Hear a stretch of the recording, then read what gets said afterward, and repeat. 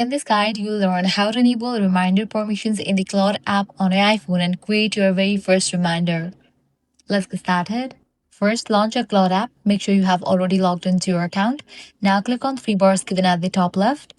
Click on your profile icon given at the bottom left. Now here different options will appear. Click on the option permissions.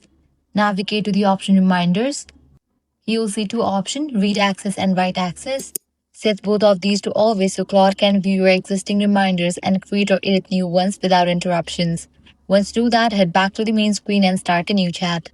Now go ahead and type a simple instruction such as create a reminder tomorrow at 5 p.m. to make a phone call and send it. If prompted, tap allow to confirm access. That's it. Your reminder will be created instantly. For best results, keep your instructions clear and include specific dates and times, and you're all set to manage reminders quickly and effortlessly using Claude.